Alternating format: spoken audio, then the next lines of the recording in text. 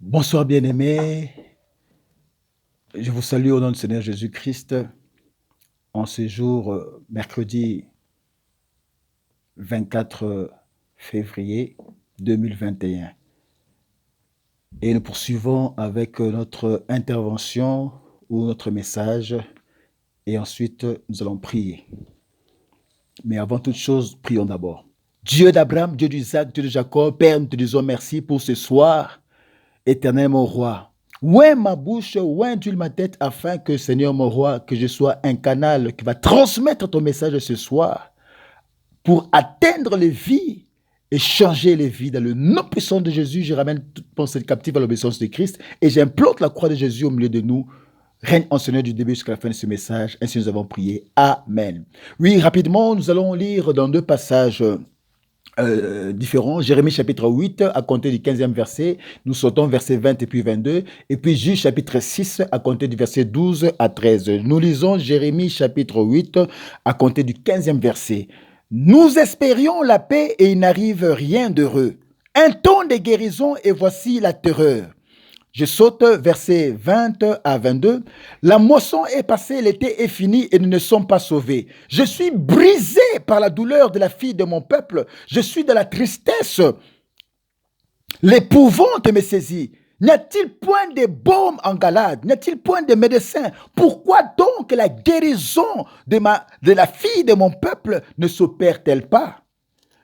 Nous allons plutôt dans Juge chapitre 6, verset 12 à 13, nous lisons, l'ange de l'Éternel lui apparut et lui dit, l'Éternel est avec toi, vaillant héros. Gédéon lui dit, ah mon Seigneur, si l'Éternel est avec nous, pourquoi toutes ces choses ne sont-elles arrivées? Et où sont tous ces prodiges que nos pères nous racontent quand ils disent, l'Éternel ne nous a-t-il pas fait monter hors d'Égypte? Maintenant l'Éternel nous abandonne et nous livre entre les mains des Madians. Parole du Seigneur. Alléluia. Oui, le thème de notre message ce soir, nous l'intitulons « N'y a-t-il point de baume en Galade ?» N'y a-t-il point de baume en Galade? Ces deux passages sont présentement ces deux passages nous présentent la préoccupation majeure qu'avaient deux peut-être personnages que nous avons lus dans ce passage, deux contemporains, alléluia, qui avaient une préoccupation commune. Pour Jérémie, la situation alarmante de son peuple, le tourmenté car la moisson était passée, c'est-à-dire le temps de récolter. Et l'été était également à son terme, c'est-à-dire le temps de pluie était arrivé aussi à son terme. Et ils n'étaient toujours pas guéris, ils n'étaient toujours pas sauvés. Ils étaient dans la tristesse. Jérémie était dans sa tristesse. Jérémie était dans la peur. Jérémie ne savait pas qu'est-ce qui s'est passé dans sa vie. Alléluia. C'est pourquoi il s'était posé la question de savoir s'il n'y avait point de baume en Galade. Or, le baume, c'est un remède. Le baume, c'est un remède. Un médicament pour traiter une maladie. Et n'importe quelle maladie, une maladie quelconque, c'est ce que nous appelons le baume. Alors, il s'est posé aussi la question de savoir s'il n'y avait pas non plus de médecin. Il a posé la question, n'est-il point de baume en Galade? N'est-il point de médecin? Deux choses à la fois pour la guérison de son peuple. Alléluia. Et il s'est posé la question, pourquoi la guérison de son peuple ne s'opérait-elle pas? Gédéon également s'est préoccupé d'une chose, à savoir, si l'Éternel était avec eux, cependant, pourquoi toutes ces choses leur sont arrivées? Ils cherchaient à savoir, à connaître la raison, où étaient tous les prodiges, les miracles que leur père les racontait concernant l'Éternel Dieu qu'ils servaient, pour qu'ils puissent enfin vivre la délivrance, parce qu'ils étaient sous l'esclavagisme de Madianite. Raison pour laquelle ils estimaient que ces grands dieux dont on les avait parlé, les œuvres qu'il avait manifestées en Israël, les avaient abandonnés. Jérémie pensait que Dieu avait abandonné la guérison de son peuple. Gédéon pensait que Dieu aussi avait abandonné le peuple d'Israël parce qu'ils étaient sous la coupe de Madianite. Alors les questions et préoccupations de ces deux personnages bibliques sont aussi d'actualité. Les questions qu'ont posées Jérémie et Gédéon sont aussi d'actualité, car à ce jour, présentement, pendant que nous parlons, il y a des enfants de Dieu, il y a des papas, il y a des mamans qui se posent les mêmes questions par rapport à la situation dans laquelle ils se trouvent, par rapport aux problèmes qu'ils ont, par rapport soit à la maladie qu'ils ballottent leur vie présentement. Ce sont les mêmes questions. N'y a-t-il pas de bombes en Galade? N'y a-t-il pas de médecins? Pourquoi la guérison de la fille de mon peuple ne s'opère-t-elle pas? Vous cherchez aussi à savoir s'il n'y a point de remède par rapport à votre situation. Vous cherchez à savoir s'il n'y a pas de médecin par rapport à la situation qui vous préoccupe dans votre famille, dans votre foyer, même plus loin, au travers de votre nation. Soit dans l'église que vous fréquentez. Le problème, ce n'est pas de vous poser la question s'il y a un baume ou s'il y a un médecin, mais le problème, c'est d'être conscient du baume et du médecin. Mighty God. Pour vous guérir ou résoudre votre problème ou situation, il faut être conscient du baume. Le baume existe. Que ce soit dans votre nation, que ce soit dans votre église, que ce soit dans votre situation, le baume existe. Le médecin est là. C'est question d'être conscient seulement de sa présence. Alléluia. Car la Bible nous parle d'une petite fille israélite dans le livre de 2 Rois chapitre 5 versets 2 à 3 qui fut emmenée captive par les Syriens qui sortirent en troupe pour combattre Israël et qui était au service de la femme du général Naaman qui souffrait d'une infirmité de la peau. Il avait la lèpre dans la peau.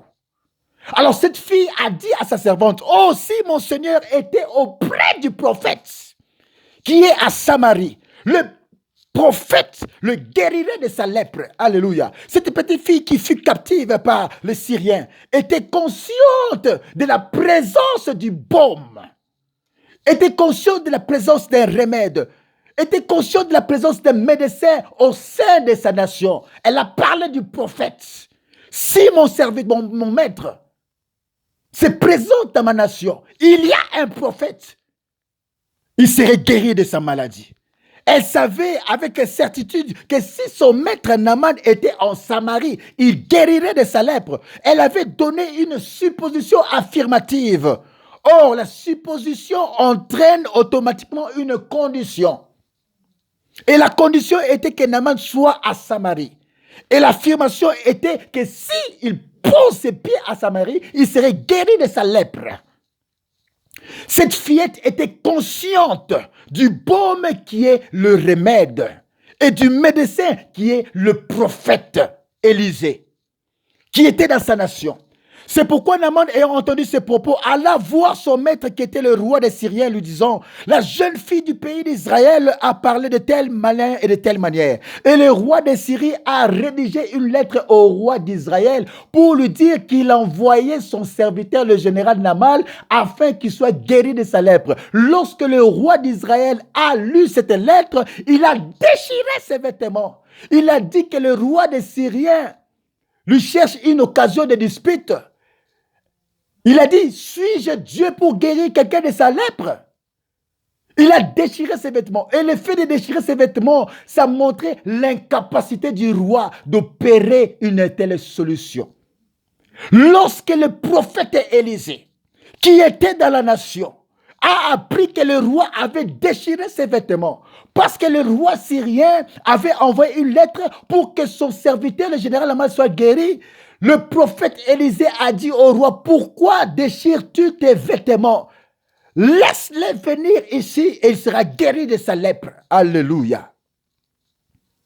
C'est pourquoi lorsque Élisée, l'homme de Dieu, apprit que le roi d'Israël avait déchiré ses vêtements, il envoya dire au roi, « Pourquoi as-tu déchiré tes vêtements? Laisse-le venir à moi et il saura qu'il y a un prophète en Israël. » Élisée, le prophète de Dieu lui-même, était sûr de lui et sûr de son Dieu, ainsi que de son appel pour administrer la guérison au général Naaman. Alors lorsque Naaman arriva auprès d'Élisée avec ses chevaux et son char, il s'arrêta à la porte de la maison d'Élisée.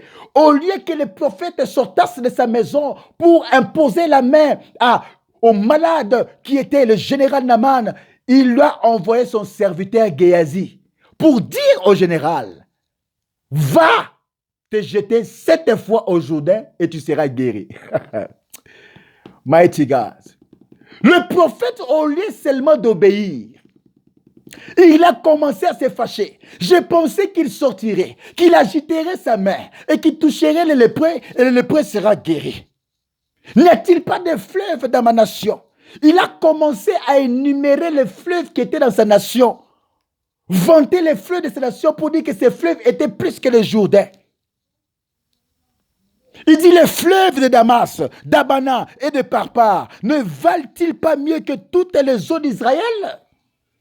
Ne pourrais-je pas m'y laver et devenir pur? Et il s'en retournait et parlait avec fureur. Et heureusement pour lui, à côté, il y avait ses serviteurs, ses collaborateurs qui lui disent, si le prophète t'eût demandé quelque chose de difficile, ne l'aurais-tu pas fait? Mais il te dit simplement, va, lave-toi 7 fois. Et heureusement, il s'est ravisé. Il a suivi les conseils de ses serviteurs. Il est allé au Jourdain.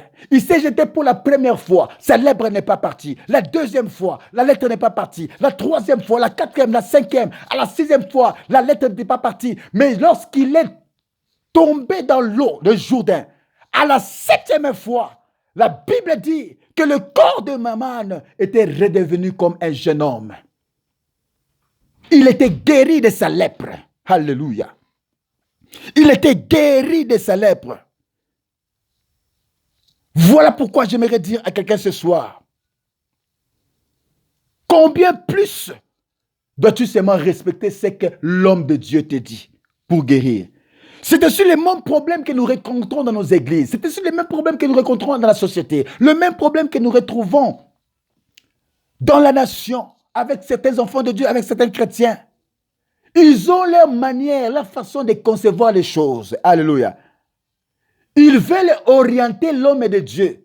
Ils viennent déjà avec leurs solutions, dans leur conception, leur méthode, que tu dois faire cela, homme de Dieu, pour que je sois guéri. C'était ça, Naaman. Lui pensait que le prophète devait sortir pour le toucher. Mais le prophète a utilisé une autre formule. Va, jette-toi 7 fois. Mais lui venait avec sa méthode en tête. Alléluia. Pour montrer au prophète ce qu'il devait faire. C'est comme exactement quand nous allons vers le médecin. Ce n'est pas à nous de présenter au médecin la méthode à appliquer pour être guéri de notre maladie. Mais c'est au médecin de nous administrer sa méthode à lui pour que nous soyons guéris de notre maladie. Parce que Dieu fait ce qu'il lui pense. Dieu fait ce qu'il lui pense pour guérir nos maladies et non ce que nous avons comme méthode ou conception pour être guéris. Ça s'appelle tout simplement de l'orgueil. Naaman, lépreux. Mais il s'était orgueilli des fleuves de sa nation. Il a minimisé le Jourdain.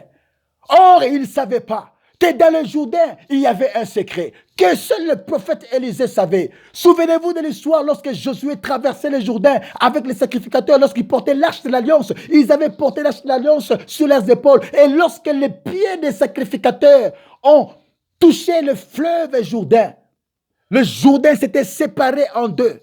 Et la Bible dit que Josué avait érigé un autel avec 12 pierres qui existent jusqu'aujourd'hui au Jourdain. Ce n'était pas d'une manière inconsciente qu'Élisée le prophète a envoyé Naaman au Jourdain parce qu'il savait que dans le Jourdain, ce n'était pas un fleuve comme le fleuve Parpar. Parce que le Jourdain avait une révélation. Il y avait un autel qui était bâti à l'Éternel par 12 pierres, symbole des 12 tribus d'Israël. C'est pourquoi le prophète Élisée avait dit à Naaman le lépreux d'aller se jeter au Jourdain, parce qu'il savait que dans le Jourdain, il y avait un autel érigé à l'Éternel. Mighty God. Et lorsqu'il y est allé, il a été guéri. N'y a-t-il point de médecin? N'y a-t-il point de baume en Galade? La Bible dit, il descendit alors et se plongea 7 fois dans le Jourdain, selon la parole de l'homme de Dieu, et sa chair redevient comme la chair d'un jeune enfant, et il fut pur.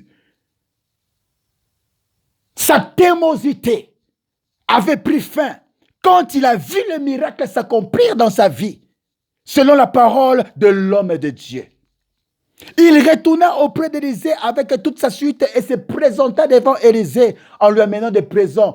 Le prophète a refusé de recevoir ces présents parce qu'il avait douté de ses paroles. Alléluia. Élisée répondit, l'Éternel dont je suis le serviteur est vivant. Je n'accepterai pas. Naaman le pressa d'accepter, mais il refusa le présent de Naaman. Or, ce que lui avait dit Élisée était d'aller au Jourdain, car le Jourdain n'était pas comme tous les autres fleuves. Je viens de le dire. Alléluia. Voilà pourquoi le Jourdain pouvait guérir la lèpre de Naaman à cause de l'autel érigé à l'Éternel. Alléluia. Et qui était érigé. Et le prophète Élisée, connaissant le secret du Jourdain pour la guérison de Naaman, voilà pourquoi il a obtenu sa guérison. Et ce n'était pas ses mains qui devaient agiter comme le prétendait Naaman le lépreux qui devait le guérir. Mais c'était selon la méthode que l'homme de Dieu avait dite. Or, il y a ici ce soir, pendant que je parle, plus qu'Élisée, pendant que je parle, le baume, le médecin par excellence, il y a ici ce soir, plus qu'Élisée, plus que les apôtres, plus que les prophètes, plus que les évangélistes, plus que les docteurs, plus que les pasteurs. C'est la personne de Jésus-Christ, le véritable baume et le véritable médecin. Selon que la Bible nous dit dans Luc chapitre 13, verset 10 à 16, dont il est dit qu'il enseignait, Jésus, dans une synagogue, le jour du sabbat. Et voici, il y avait une femme possédée d'un esprit qui la rendait infirme depuis 18 ans. Elle était courbée et ne pouvait pas du tout se redresser. Lorsqu'il a vu le véritable baume, lorsqu'il a vu, lui le véritable médecin, cette femme, il a dressé une parole à cette femme en lui disant, « Femme, tu es guérie de ton infirmité. » La Bible dit, et il lui imposa les mains. À l'instant, elle se redressa et glorifia Dieu. La maladie et l'infirmité de cette dame pendant 18 ans a disparu à la même minute, à la même heure, à la même seconde. Alléluia. C'était son jour du repos. Oh, le sabbat, c'est le chiffre 7, chiffre de la perfection, du repos, de la réalisation et de l'accomplissement. C'est ce même Jésus qui est le véritable homme, le véritable médecin, qui, par excellence, est là ce soir pour votre vie. Par rapport à la situation que vous avez, par rapport à la maladie que vous avez, par rapport à la préoccupation que vous avez. Il n'a pas besoin de savoir qu'est-ce que vous pensez, la méthode dont vous voulez appliquer. Non, il n'a pas besoin de savoir combien de temps a fait votre maladie. Il n'a pas besoin de savoir combien de temps a fait cette situation. Il n'a pas besoin de savoir combien de temps cette préoccupation vous dérange. Alléluia. Il n'a non plus besoin de savoir qu'est-ce qui a causé cette maladie ou ce problème ou cette situation. Il n'a pas besoin de savoir cela. Mais il est prêt à te donner le baume, le remède. Il est prêt à donner la solution à ces problèmes. Toi, ton devoir est de croire seulement et d'être conscient qu'il est là ce soir, à côté de toi, près de toi, pour t'accorder le baume, la guérison, la solution aux problèmes que tu as. Alléluia. Invoque-le seulement ce soir, car il a des oreilles pour entendre. Invoque-le comme Bartimée, mendiant et aveugle, jusqu'à ce qu'il te donne ce que tu cherches.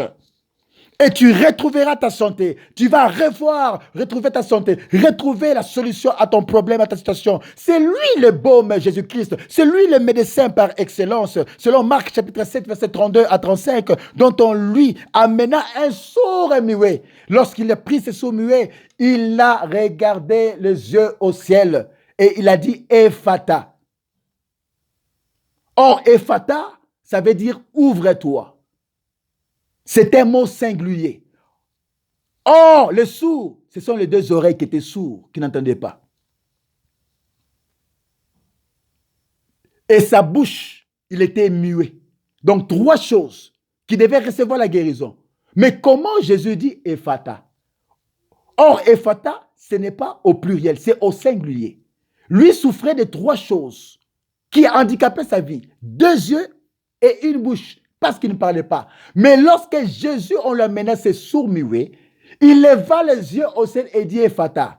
En d'autres termes, il voulait dire que le ciel s'ouvre pour que ce muet, ce sourd-muet puisse recevoir la guérison. Alléluia. C'est pourquoi il a dit, Ephata, ouvre-toi, que ton ciel s'ouvre.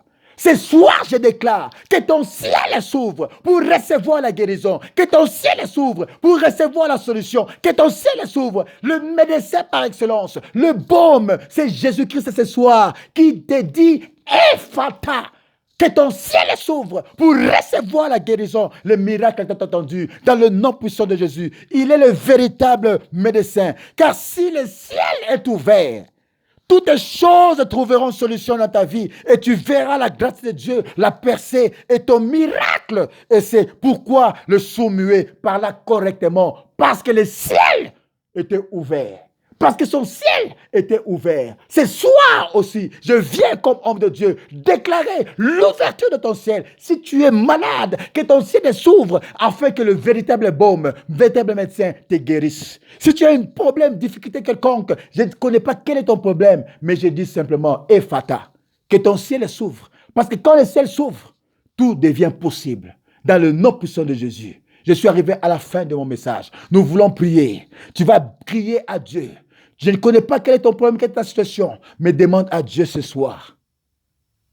Pourquoi ta guérison, ta solution n'arrive-t-elle pas?